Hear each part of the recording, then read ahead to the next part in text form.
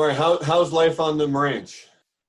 Life is good. I'm one of the blessed and very grateful to have a patch of earth that I get to steward and I get to care for.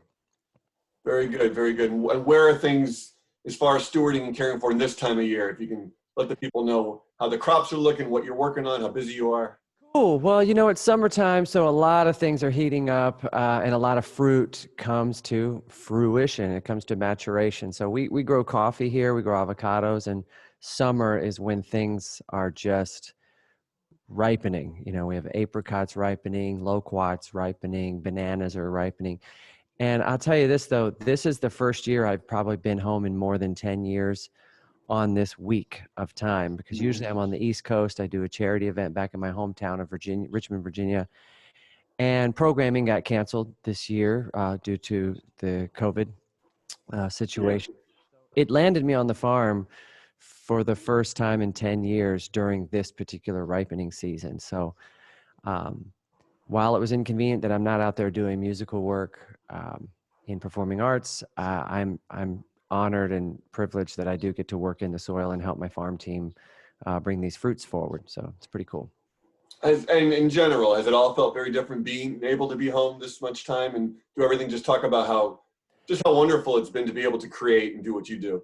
Yeah, in general, I've been on the road for 20 years. Every year I go out for a good number of dates, 100 days of the year at least. On a busy year, 250 dates a year, maybe more. And in the back of my mind, I thought, what would it be like to be home more often, or to be home for a full year and see all four seasons pass and be more of a local community guy instead of just a business traveler.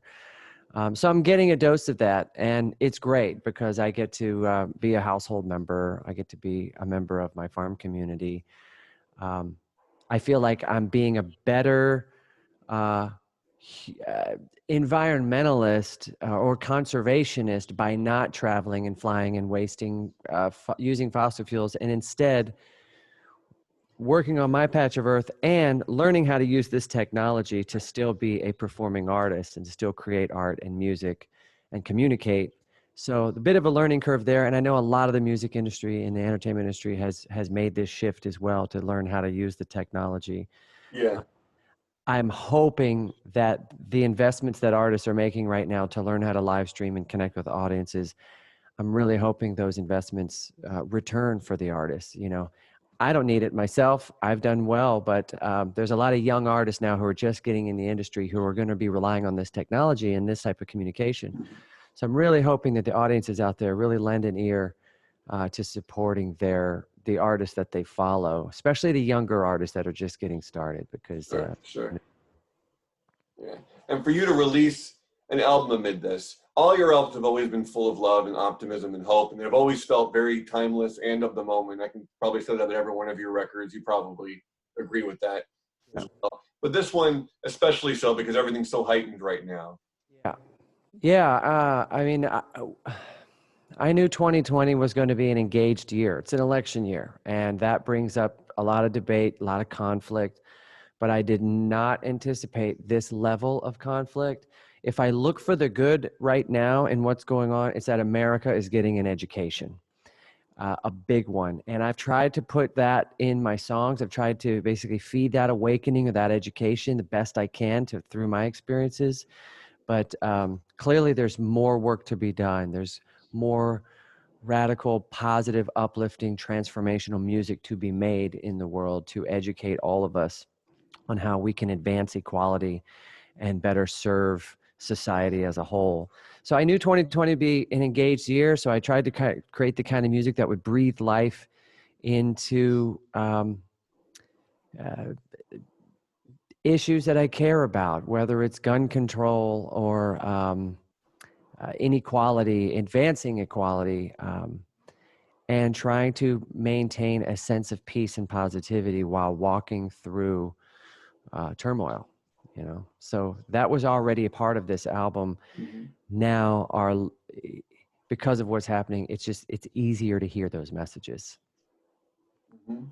So how wonderful is that for you as an artist and someone who does constantly give back, and you have your foundation. You've done so many wonderful things. To have this new music coming out now must be extra gratifying that this will be heard in an even more pronounced way and do good as an artist, like you always did. Sure. It's not wonderful because of the circumstances, but I think it's every artist's responsibility to tell stories and reflect the world, and hopefully done so, through taste and through inclusion. Um, so I've tried to do that, especially the last few years, is use my superpower for good. If I'm going to be out there making music and taking people's time and attention, uh, it's got to be for harmony. It's got to be for transformation and growth and evolution, so that we can become a freer and more just and more peaceful world. Very good. And on the most basic level, this is such a gorgeous sounding album, such a fun record in some ways, and just a lively record in lots of ways, which can give the people the impression that it's a downer because it's all your great messages, but this is just a great summer record on one level. Yeah. Yeah, no, it is. This you can dance and or march to this album. It's got an upbeat vibe. Every single song you can dance to, and dance is such a great way to sort of get out of your head and into your heart and use some of that energy that might otherwise turn into panic or anxiety. But to dance and sing is a phenomenon, and it's a magic trick that is so transformative. I teamed up with Michael Goldwasser of Easy Star All Stars, who's an amazing reggae producer. We put together a phenomenal band, and this album is really a tribute to multiple reggae genres, everything from vintage reggae to modern sort of digital reggae. But we did that because that music speaks to all walks of life all around the world. Every single country listens to reggae, and I've been a big fan of it for a long time. So I've dabbled a little bit on my live stage in reggae, but I've never made an entire album of reggae tracks. So that was the goal from the start, was to make something that everybody could feel, and then have some lyrics that everybody can hear. Does that feel different now, having a full album of that? Does it feel like your discography now has changed, that you've added this whole different level to the Jason Mraz world? I think so. And when you see the album artwork, it says this is a reflection of Jason Mraz and friends. And because I can't take full credit for the end result of this. This is writers, producers, musicians, especially, who have helped us craft this sound. And I think it's really the sound of a community more than anything. So yes, it is an evolution in the discography. But I know I'm not final. I'm not even going to settle here. I have a lot of other ideas I want to try, dipping in and out of other genres even. But this genre really lights me up, especially for the live show. Years and years of going to festivals and seeing how audiences react. I mean, when you're on stage, you're crowd control. That's your job. And something about an infectious groove, a bass line, a beautiful bass line, and a great beat gets people moving in a good way. So I'm really excited about that evolution, is having these musicians with me as we eventually get back out there in the world and help people dance their struggles. You talk about creative ways you're still going to bring music to the people. I know you do have your own live stream. You're on YouTube. People are going to be able to hear your music, I'm sure.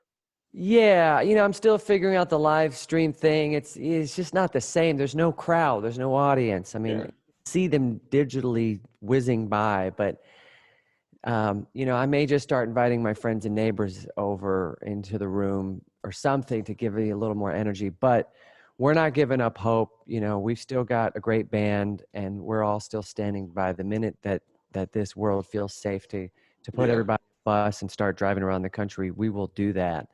And we will be bringing this music to everyone far and wide the minute we are given the green light. Looking forward to that. And talk about the joy of bringing Tiffany Haddish into the fold. And the video is so much fun. If you can talk about that whole experience. Sure. Well, we had originally intended to get together and have a dance video in LA with all the band members and all of our beautiful friends. But of course that got canceled. Gathering just wasn't possible, studios closing, etc. So we came up with this idea that we would do it virtually, and the idea changed so many different times because it's a virtual experiment, and we weren't sure. We didn't want to create just a typical Zoom video of a bunch of square heads. We wanted to see if we could get people dancing. So in the end, there's only 2 scenes of groups of people dancing because it was hard to render and process all that information. But it was mostly Tiffany and I, and then Jen Rosenstein, who directed it, and her wife, Sarah Hyland Rosenstein, did this amazing animation to create a virtual world rather than just us in our homes or standing in front of a wall. They take us on a journey through the cosmos and under the sea and walking the streets and reconnecting with our friends and dancing on top of the world. And it was a way to basically virtually try to visualize the kind of world we want to live in and hope that we'll kind of where we can get back to. Tiffany's amazing. I met her through Jen and through the LA comedy scene. I was a big fan of hers already through Tuca and Birdie and her stand-up. And the second I had a window to meet her, I said, "Do you rap? You know, I just want to know, do you sing as well? Because you're a triple threat, I can tell." And she was like, "Yeah, I can rap," almost in a way like, "Where's the studio? Let's go prove it." And it was just so fun, so free. She moves at the speed of thought. She lives in the now. She cares. She has the She Ready Foundation, which helps young girls get on their feet. And I felt that this track really resonated with that She Ready Foundation because this is an opportunity when Tiffany steps out to really speak from the woman's perspective, which is very much needed when I'm making this type of eclectic album. I have to make sure the feminine perspective is included as well, and Tiffany did a good job with that. Yeah, yeah. And talk about the good work you do in your foundation. I know some of your music's already been used from this album already in New York to help workers, and I'm sure that's not going to stop. I know you always lend your voice and your time to lots of good causes. Absolutely. So I started my foundation a long time ago, but about 3 years ago, we gave it a new direction, specifically focused on inclusive arts education and the advancement of equality.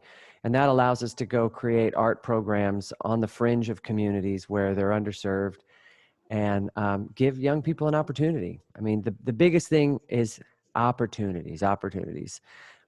So opportunities to learn a craft, improve your craft, have gigs, support the young performing arts community with opportunities. Emphasis on inclusion so that groups aren't left out, but they get to know each other. So really what we're teaching is empathy, compassion, and acceptance. And then hopefully, the goal is through that art form and through that inclusive arts, we get to advance equality in this world, which is much needed. Very good. And lastly, you mentioned you touched on at the beginning of this, but just as far as looking for the good and taking it back to this record, it's just a positive message you could leave us with now, what we should be looking for and doing. People are looking, people are searching, people are getting out there, which is great. But if you just want to inspire us.